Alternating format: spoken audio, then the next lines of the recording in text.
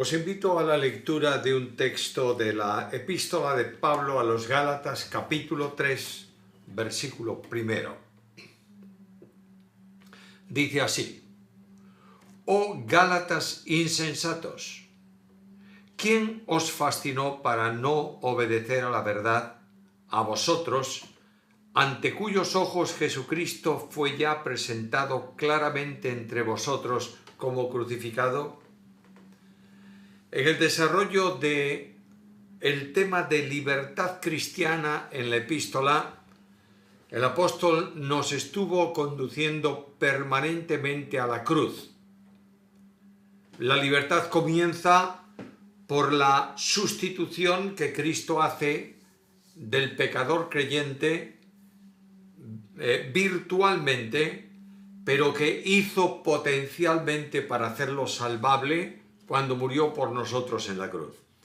El apóstol Pablo nos ha estado enseñando también en qué consiste la vida cristiana. Y la vida cristiana es la identificación con Cristo manifestada visiblemente. De manera que Pablo en Gálatas 2:20 dijo aquellas palabras: estoy crucificado con Cristo y por tanto ya no vivo yo, es Cristo el que ahora vive en mí. Cuando Cristo se hace vida en mi vida y el Espíritu Santo reproduce al Señor Jesús, amoldando, conformando mi vida al Señor, la vida de Cristo se hace visible al mundo por medio del testimonio personal de mi vida. Ahora, en el desarrollo de esta libertad en Cristo, Pablo presenta ahora un aspecto negativo: las consecuencias de la falta de visión y los obstáculos a la libertad que se producen en esa situación. En esta ocasión la cruz toma una dimensión nueva y es la cruz como lugar de visión. La realidad de esa cruz había sido deformada por los creyentes en Galacia bajo la influencia tremenda de los judaizantes. Aquellos habían venido a anunciarles no solamente una vida de fe, sino también una vida que perfecciona esa fe o que complementa esa fe por medio del cumplimiento obligatorio de la ley y la circuncisión.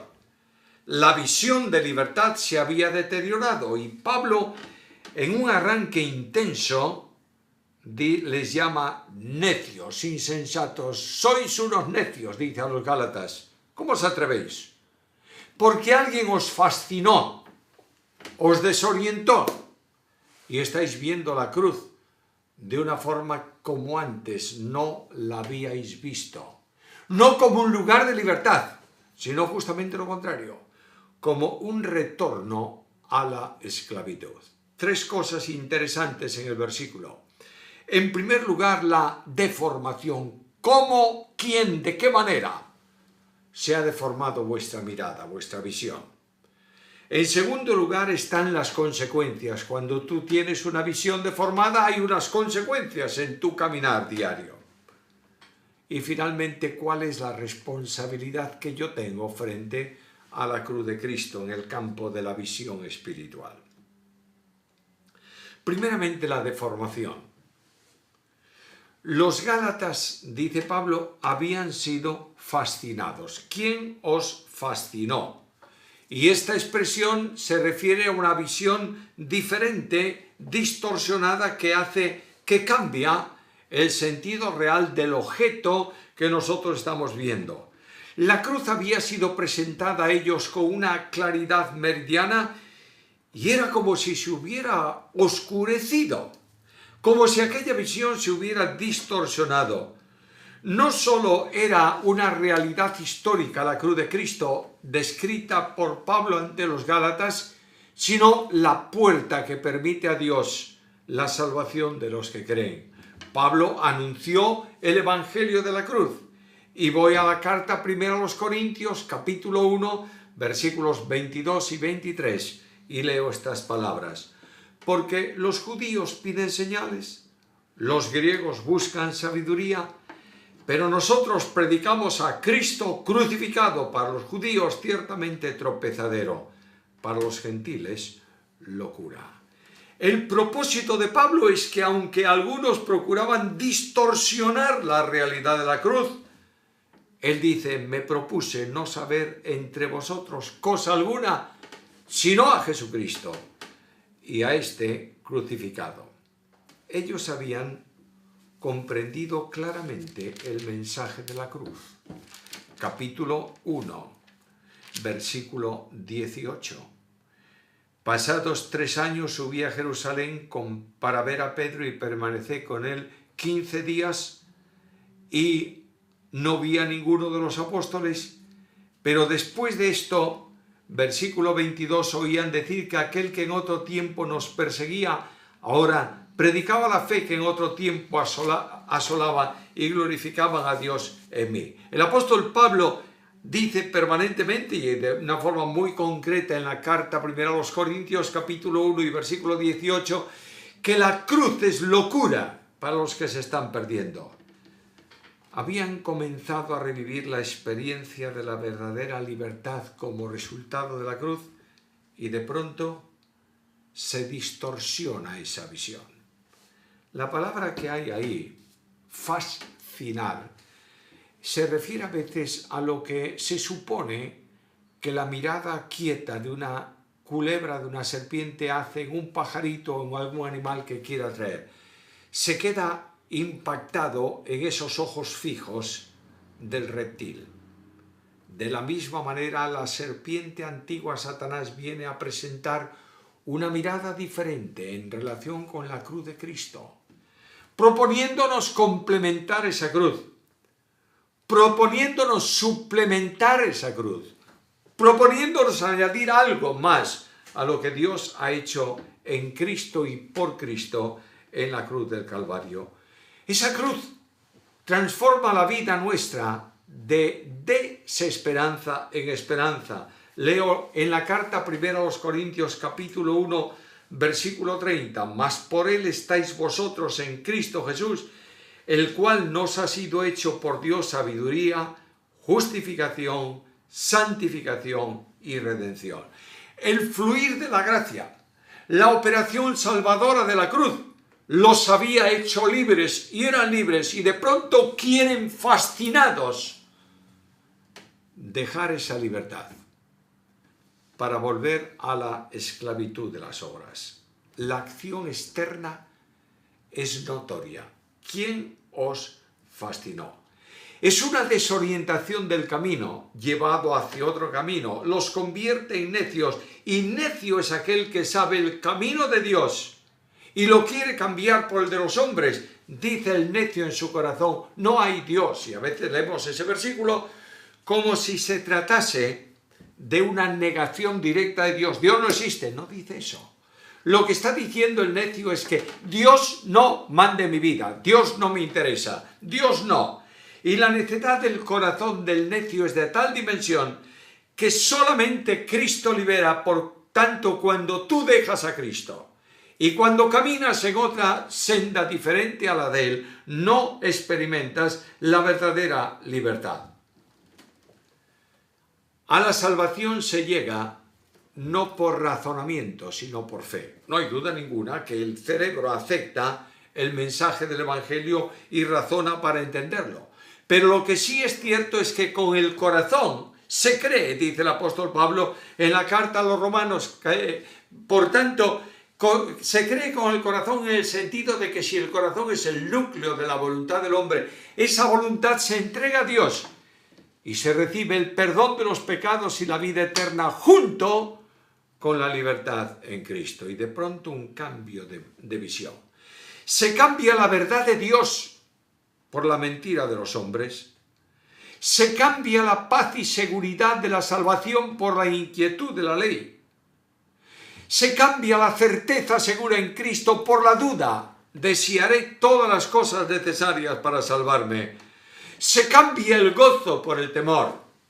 Se cambia la libertad por la esclavitud. Quiero recordaros algo que es una verdad notable, aunque no está registrada así en la Biblia. Una cruz suplementada es una cruz suplantada. En segundo lugar, el versículo me presenta las consecuencias. La carrera cristiana queda obstaculizada. La primera consecuencia, capítulo 5 y versículo 7. Vosotros corríais bien. ¿Quién os estorbó? Para no obedecer la verdad. La salvación se alcanza por fe, que es un acto de obediencia incondicional a Dios. Dios manda ahora a todo hombre en todo lugar que se arrepienta. No es simplemente una sugerencia, es un mandamiento de Dios. Y cuando tú crees en Cristo, la condición natural de desobediente que teníamos a consecuencia del pecado se transforma para nosotros en una consecuencia natural de obediencia. Hemos sido rescatados del poder de las tinieblas, trasladados al reino de su amado Hijo, y Pablo dice a los tesalonicenses para obedecer y esperar a su Hijo de los cielos.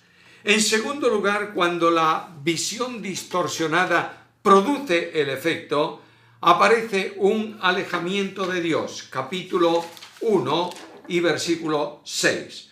Estoy maravillado de que tan pronto os hayáis alejado del que os llamó por la gracia de Cristo para seguir otro evangelio diferente. La vida de bendiciones cesa cuando el creyente está lejos de Dios, porque Santiago dice en su carta primera, versículo 17, que todo don perfecto, toda buena dádiva, procede del Padre de las luces o del Padre de las lumbreras. Estar lejos de Dios es estar lejos de Cristo, y la vida de poder cesa.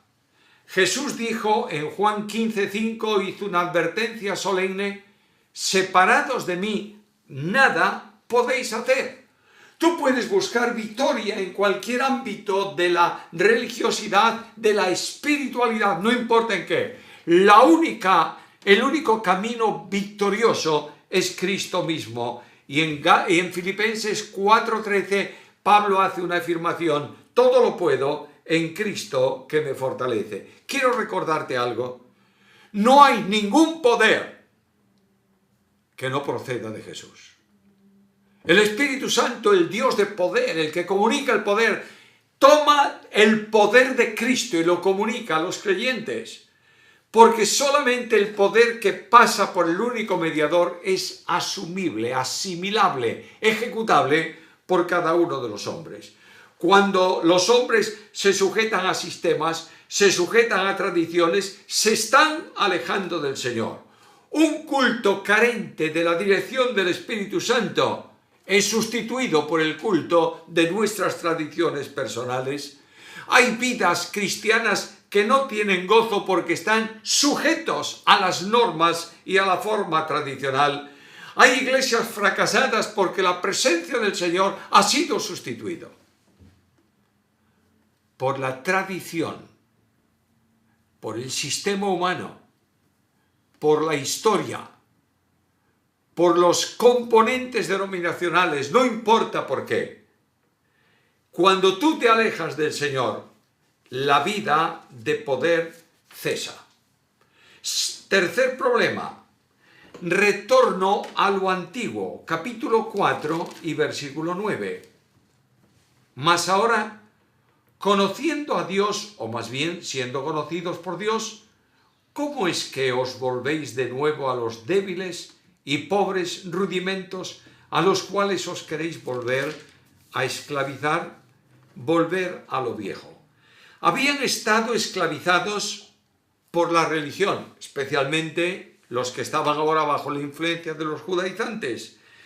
Pablo le llama al componente religioso, a la religión en sí y por sí, le llama rudimentos débiles y pobres. Estos gálatas querían dejar la libertad en Cristo y volverse a las normas legalistas. Las normas legalistas no sirven para ayudar en nada, solo sirven para entorpecer. La acción de la vida cristiana es generada por Dios. Y cuando voy a Filipenses capítulo 2 y versículo 13, leo estas palabras: Dios es el que en vosotros produce así el querer como el hacer por su buena voluntad. Trabajar para agradar a Dios no es el sistema. El sistema es dejar que Dios actúe en nosotros por su Espíritu para que nosotros le agrademos. Esto demanda una renovación del pensamiento de la Iglesia. Quienes desean ley fracasan en el Evangelio. Y es muy normal encontrar en el mundo evangélico de hoy iglesias legalistas que lo único que hacen es medir por la caña de la ley cualquier acción de cualquier creyente, incapaces de amar, incapaces de perdonar, incapaces de relacionarse, solamente estableciendo disciplina y golpes a la congregación. Todo eso indica que se han vuelto de la libertad en Cristo a la opresión de la ley.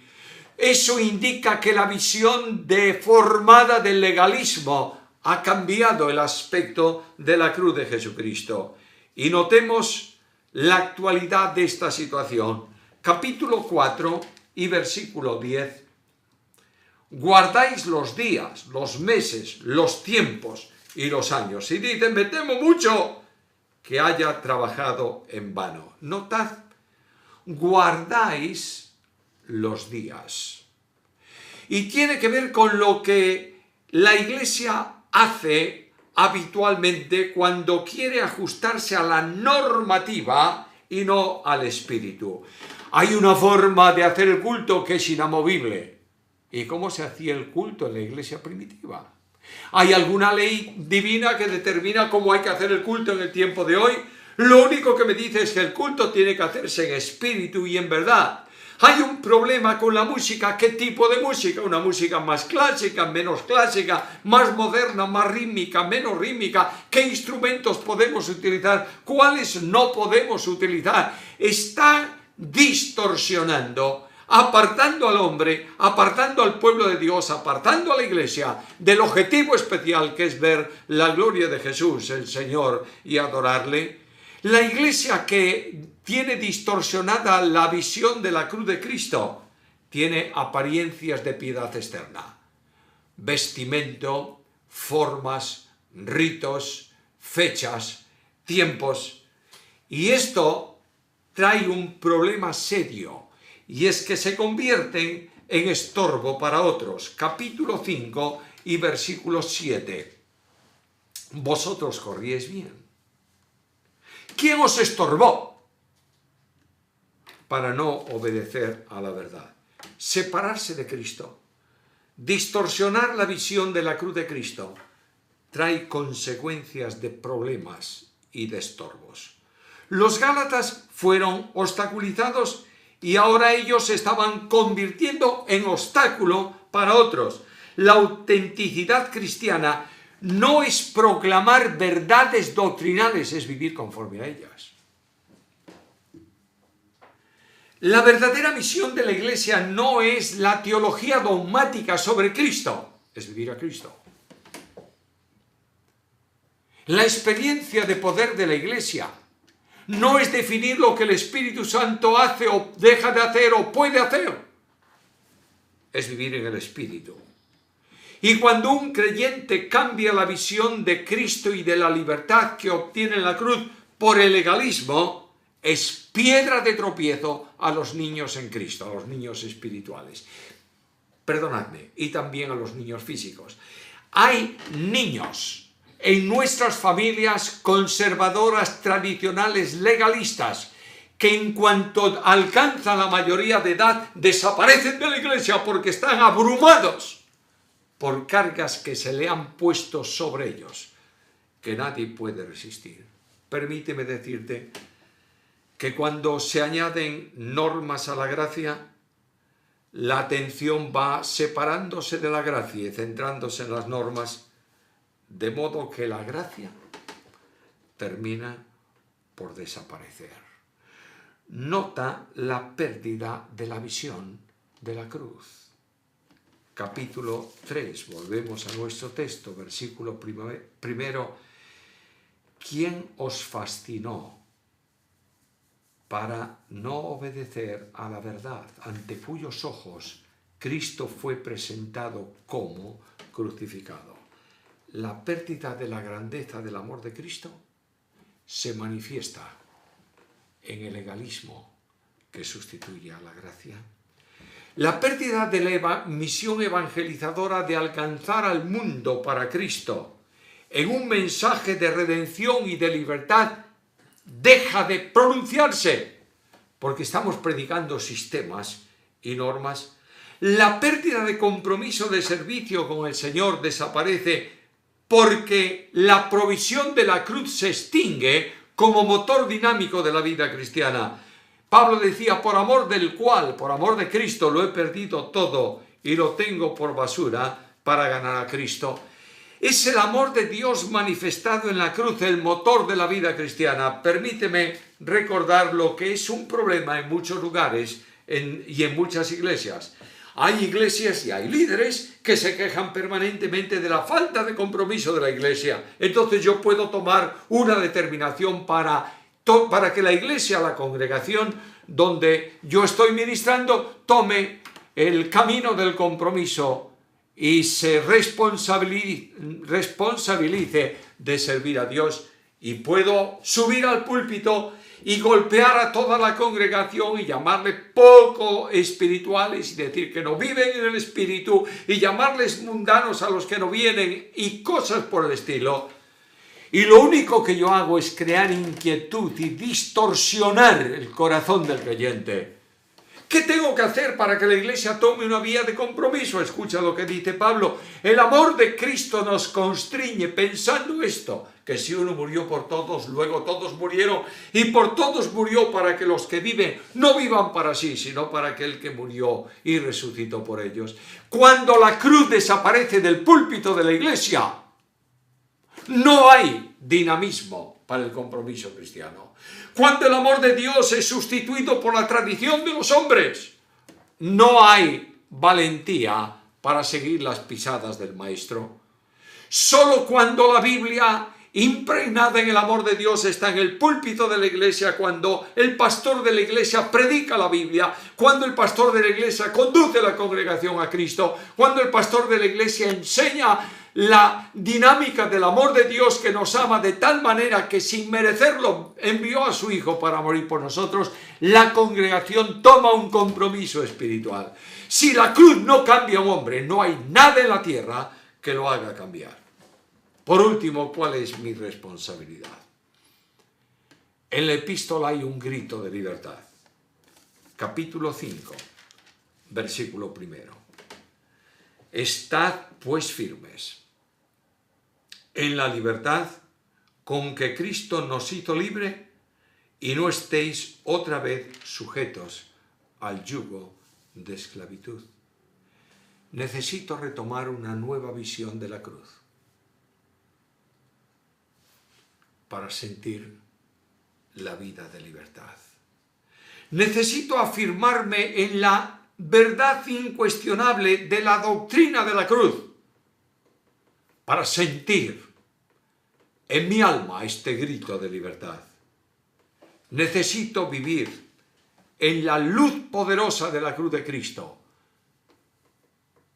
para poder caminar con seguridad en el camino de la vida eterna. Bien podemos tomar una antigua estrofa de un himno para orar al Señor al terminar esta reflexión y decirle: ayúdanos, oh Cristo, ayuda a nuestros hierros, que no sea tu iglesia infiel a su misión. Señor, no nos envuelva la luz de los ocasos. Oh, rasga pronto el velo, aumenta la visión.